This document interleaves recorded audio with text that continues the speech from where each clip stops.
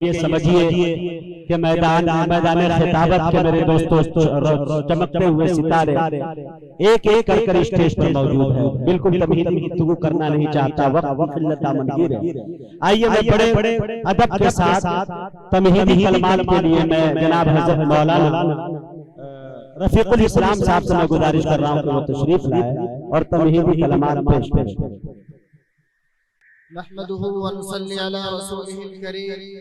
أما بعد،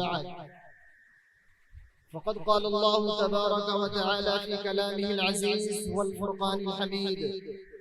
أعوذ بالله من الشيطان الرجيم، بسم الله الرحمن الرحيم، واعتصموا بحبل الله جميعا ولا تفرقوا واذكروا نعمة الله عليكم إذ كنتم أعداء فألف بين قلوبكم فأصبحتم بنعمته إخوانا إلى آخر الآية. محترم حضرات اور معزز سامعین کرام و بزرگان دین و علماء اعظام، میں ان تمام حضرات کا جو دور دراز سے تشریف لائے ہیں تہہ دل سے شکر گزار ہوں. سامعین کرام، میں آپ حضرات کے سامنے جلسہ کے مقصد کو اجاگر کرنے کے لیے آیا ہوں کہ آخر یہ جلسہ اصلاح معاشرہ کانفرنس کیوں انعقاد کیا گیا. امن عام سماج سیوا کمیٹی کی جانب سے اس پروگرام کا انعقاد کیا گیا. مقامی استراحہ میں منعقدہ اس پروگرام کا مقصد امن عام سماج سیوا کمیٹی کے پلیٹ فارم سے اب تک کی جانے والی فلاحی و سماجی کوششوں کو آپ لوگوں کے سامنے لانا اور امن عام سماج سیوا کمیٹی کے اغراض و مقاصد کو اجاگر کرنا ہے. میرے دوستو، کسی نے سچ کہا ہے کہ وہی قومیں دنیا میں بلند مقام حاصل کرتی ہیں جو ایک دوسرے کا ساتھ دیتی ہے اور اپنے مسائل کا حل اپنے وسائل سے کرتی ہیں اور دکھی و بے سہارا لوگوں کی امداد کر کے معاشرے میں تبدیلی لاتی ہیں. میرے عزیز ساتھیوں، امن عام سماج سیوا کمیٹی نے اپنے قیام سے لے کر اب تک کوشش کی ہے کہ وہ گاؤں میں مقیم دکھی افراد کا سہارا بنے اور ان کے نزدیک یہ ایک بہترین عمل ہے جس سے اللہ کی رضا حاصل ہونے کے علاوہ معاشرے میں پھیلی محرومیوں کا خاتمہ بھی ممکن ہے. اور یہ امن عام سماج سیوا کمیٹی غیر سیاسی ایک فلاحی و سماجی تنظیم ہے جو معاشرے کے لیے ہر شعبہ زندگی میں مدد و تعاون فراہم کرنے کے لیے کوشاں ہے. سامعین کرام، اب تک انہوں نے 2 سال کی قلیل مدت میں بہت سارے کاموں کو انجام دیا ہے. میرے ساتھیوں، جیسے قوم کو جہالت، بیماری، غربت، بے روزگاری، محرومی اور قدرتی آفات اور بحرانوں سے نجات دلانے کے لیے عملی جدوجہد و خدمت خلق ہی امن عام سماج سیوا کمیٹی کا اصل مقصد ہے. اور امن عام سماج سیوا کمیٹی امداد باہمی کے تصور کے تحت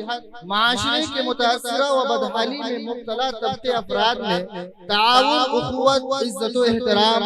اور انہیں خوشحال زندگی گزارنے کے لیے اعانت فراہم کرتی ہے. امن عام سماج سیوا کمیٹی کا بنیادی مقصد تمام انسانوں کے اندر جذبہ ہمدردی کو فروغ دینا ہے. باہمی محبت اور بھائی چارے کی فضا قائم ہو، یہ کمیٹی کا مشن ہے. اس لیے کہ اسلام ہمیں دکھی و بے سہارا انسانیت کی خدمت کی تلقین ہی نہیں کرتا بلکہ اس کا حکم دیتا ہے. اسی کو مد نظر رکھتے ہوئے ہم تمام لوگوں نے ایک اتحاد قائم کیا جس کا نام امن عام سماج سیوا کمیٹی رکھا. اور کسی بھی تنظیم کو چلانے کے لیے رہبری کی ضرورت ہوتی ہے، جیسے سرپرست، صدر، سیکریٹری، خزانچی، نائب سرپرست، نائب صدر، نائب خزانچی، ترجمان، مشیر و ممبران. سامعین کرام، اس اتحاد کو قائم کرنے میں جن کی قربانی بے انتہا ہے، جنہوں نے اپنے خون جگر سے اس کو سینچا ہے، انہوں نے اٹھتے بیٹھتے چلتے پھرتے ہر وقت ان کی یہ کوشش ہے کہ کس طریقے سے لوگ ایک ہو جائیں اور آپس میں متحد ہو جائیں. وہ ہے امت کے غمخوار جناب حضرت مولانا آصف صاحب. اور اس کمیٹی کے صدر وہ بھی ایسی شخصیت ہیں جو انتہائی متواضع، نرم دل، خوش اخلاق طبیعت کے مالک جناب آفتاب عالم صاحب بیٹری والے. اور اس کے سیکریٹری جن کی صفات ایسی ہے جو بہت ہی متحرک و فعال ہیں، ذہین و فتین ہیں، بہت ہی محنتی جناب جمال حسن صاحب عرف گولڈن صاحب، اور اس کے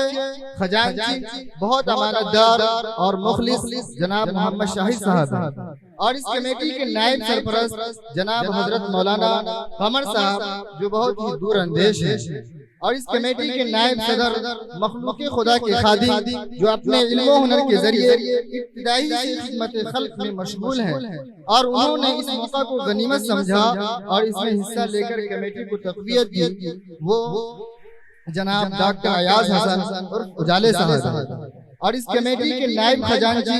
مرد نوجوان ہمت و حوصلہ کے پہاڑ، امانت دار، عدل و انصاف کے پیکر جناب عثمان غنی صاحب ہیں، اور ہمارے اس کمیٹی کے ممبران حضرات یہ ہیں: جناب ڈاکٹر ایاز حسن عرف اجالے صاحب، جناب محمد آفتاب عالم صاحب، جناب محمد غفران صاحب، جناب ڈاکٹر محمد نقیب صاحب، جناب محمد بدر عالم صاحب، جناب محمد امتیاز عالم عرف سبن صاحب، جناب محمد اشرف صاحب، جناب محمد عثمان غنی صاحب، جناب محمد رفیق الاسلام صاحب۔ ان حضرات کی بہت بڑی قربانی ہے کہ ایسے وقت میں جبکہ ہر شخص بہت ہی مشغول رہا کرتا ہے، یہ تمام حضرات اپنے تمام تر مشغولیات و ذمہ داری کے باوجود اپنے قیمتی اوقات کو فارغ کر کے اپنے معاونین سے بات چیت اور خیر و خوبی معلوم کرتے رہتے ہیں، اور انہیں امداد و تعاون کے لیے ترغیب و ترہیب بھی کرتے رہتے ہیں، اور الحمدللہ ہمارے تمام نوجوان میں سب سے زیادہ جو قابل تعریف ہیں وہ معاونین حضرات ہیں جو مہنگائی کے دور عالم میں بھی اپنے خون پسینے کی کمائی خدمت خلق کے لیے لگا دیتے ہیں، وہ صرف اس لیے کہ ان اجر الا اللہ کہ اس کا اجر صرف اور صرف اللہ عطا فرمائیں گے۔ میرے عزیز ساتھیوں، اور اس کمیٹی کے اندر ایک مشیر بھی ہے جو حالات پر گہری نظر رکھتے ہوئے گاہے بگاہے اپنے مفید مشورہ سے نوازتے رہتے ہیں، وہ جناب محمد رفیق الاسلام صاحب ہیں، اور اس کمیٹی کے اندر جن کا سب سے زیادہ اہم کردار ہے وہ ترجمان جناب امجد علی عرف جگنو صاحب ہیں۔ ان کو اللہ تعالیٰ نے قوت گویائی سے نوازا ہے، ان کی آواز کے اندر بلا کی جادو ہے، اگر کمیٹی کے تعلق سے کہیں بھی کسی طرح کی چیمے گوئیاں ہوتی ہیں یا کسی کے دل میں کسی طرح کا خلجان ہوتا ہے یا اشکال ہوتا ہے، یہ ان کا دفاع مدلل طور پر کرتے ہیں اور سامنے والے کے دل کو تمثیل اور تدلیل سے صاف کر دیتے ہیں۔ انہی تمام کارکنان کمیٹی کے جہد مسلسل اور ان کی ہمہ جہت دینی و ملی اور فکری صلاحیت، تواضع انکساری اور اخلاص باللہیت کے نتیجے میں اور تمام گاؤں والے بزرگان دین کی دعا کی بدولت کمیٹی ترقی و استحکام کے بام عروج پر پہنچی، اور آج انہی لوگوں کی محنت کی بدولت ترقی کی شاہ راہ پر گامزن ہے۔ اس لیے ہم سب کی یہ دینی و اخلاقی ذمہ داری ہے کہ ہم لوگ فکر و عمل کے اتحاد کے ساتھ خدمت خلق کے جذبہ سے امن عام سماج سیوا کمیٹی کے مقاصد کو آگے بڑھائیں، اور آخر میں تمام ذمہ داروں سے امید رکھتا ہوں کہ یہ اپنے اپنے کاموں کو بخوبی انجام دیں گے، اور عوام سے بھی یہ امید ہے کہ قدم بقدم ساتھ دیں گے انشاءاللہ۔ اللہ تعالی عمل کی توفیق عطا فرمائے، آمین، وما توفیقی الا باللہ۔